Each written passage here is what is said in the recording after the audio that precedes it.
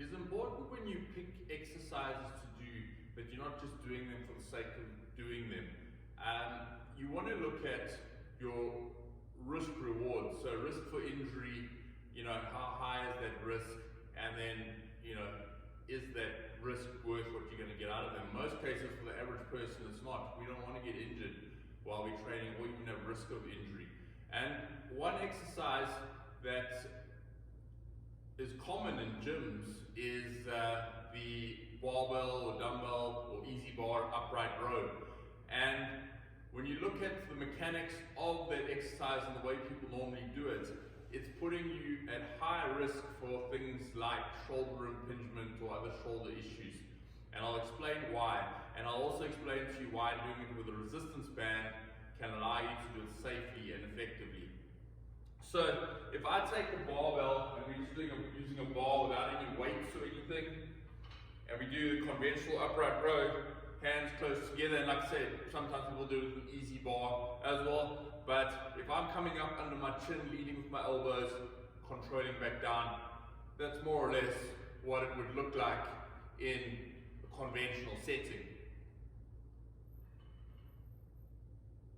And if I do it with dumbbells, again, same principle, we're keeping those hands nice and close together, and we're bringing it up under your chin. And that's conventionally what the upright row, more or less anyway, would look like. Now, the problem with that is this. So if you look at someone who's got something like a shoulder impingement, one of the tests they do to assess whether you do actually have an impingement is to bring your elbow up into adduction and then turn it inwards like that, which is more or less the position you're getting yourself in, like this. And so you're basically putting yourself into an impingement situation every single time you do that movement. And even if it doesn't hurt straight away, over time that cumulative effect can create huge problems for you.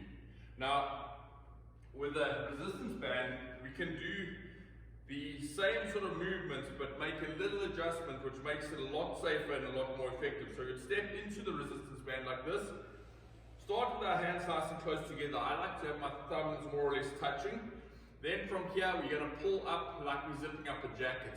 And because I'm tall, I'm starting with tension on the band. If you're shorter, normally you would loosen the band underneath your feet just to allow you to take up that slack if you did need to. Then from here, what we're going to do is we're going to keep that band really close to your body, keep your hands close to your body, but we're going to pull up and outwards. So we're going to go out like that, pull away from the center line of your body, keep your elbows nice and high, and then control it back. So when you pull up, you won't just be feeling this sort of in the top of the shoulder, you'll actually feel it in the back of your shoulder as well, in the deltoids and even into the muscles between your shoulder blades as well. And again, as per usual, when we pull up and out, we pause and we're always controlling back down. So it's almost like a V shape or a Y shape if you want to call it that. We control it back down, but you want that, it's one movement, starting with your hands close together and pull out as you pull up. And that takes you out of that impingement, sort of risk for impingement anyway. Hope that's useful, and yeah, I'll post more of these as we go forward.